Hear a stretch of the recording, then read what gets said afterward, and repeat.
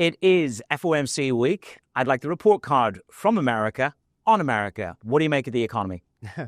Well, look, right now it's muddling through at a decent pace. We're growing pretty close to trend. Inflation is still high and sticky. It's having a real struggle coming back towards the Fed's 2% target. I think the risk is not recession in the U.S. The risk is overheating. If we get a dovish shift in the Fed's reaction function next year when we have new leadership, the danger is we have easy monetary policy plus loose fiscal policy plus high tariffs plus a shrinking labor force supply plus the tailwind from AI CapEx. And you can have growth reaccelerate, but you could also have inflation accelerate to 4% or above. And that's when the markets will correct. So you're worried about Kevin Hassett taking over at the Fed and agitated. I think the phrase last week in the FT was agitating for perhaps unnecessary rate cuts. Is that a key concern in that hot economy that you described? Definitely. The Fed's independence is the anchor of global financial stability. If the anchor is adrift, that means you get a higher risk premium on any cash flow producing asset.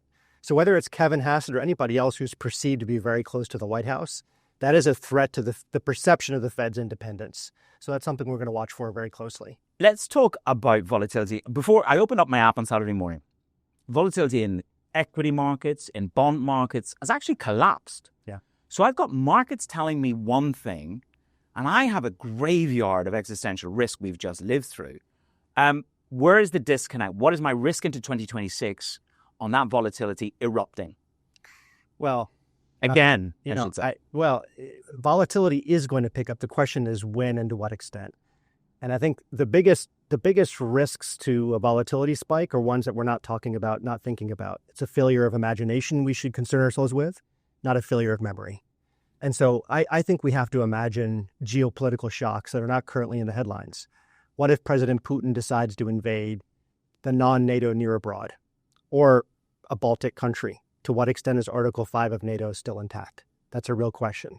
What if we have a financial stability episode in the crypto complex? To me, it's reminiscent quite a bit of 2006 subprime.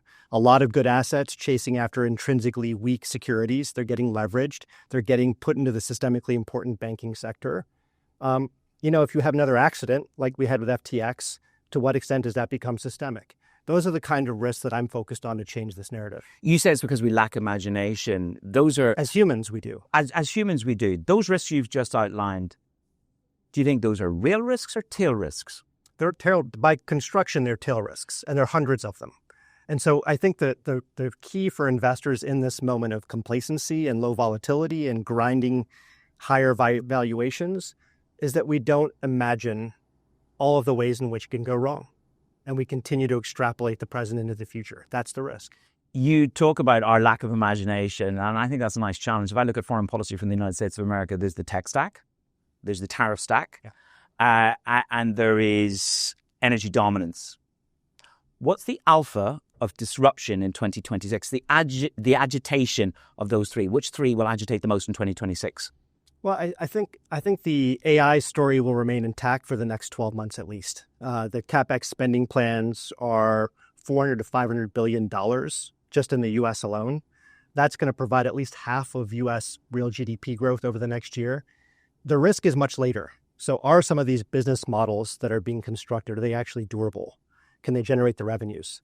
And can they stand up to the politics? As we get closer to 2028, both from the right and the left, you're starting to hear real concerns about the potential displacement of the labor force from AI. Does that lead to a backlash with more regulation of AI, nationalization of data centers, antitrust actions against some of the big tech companies? Do you think there's going to be a pushback from Washington on big tech? From politicians who want to win office, because voters across the U.S. are concerned about losing their jobs, particularly white-collar jobs. And how real a challenge is that? Because I've just spent a weekend talking about AI and productivity and how to win your staff over and equip them to use AI versus losing their job. Where do you come down in terms of this productivity uplift that everybody's telling me about, but what it says to me is job losses? Well, it can be both. We really believe that? We are going, just like every other technological boom, we're going to have a period of creative destruction. In the destruction phase, there'll be many business models that don't survive. There'll be many people whose jobs get displaced. Over the course of time, however, we will get a productivity boom, just like we did with electricity and the internet and the railroad. AI will be no different. and we will create new jobs. But the people who are lost in the transition, they will be hurt, and there will be a political backlash as a consequence. So we're going to have a good outcome. It's going to be bumpy in the transition.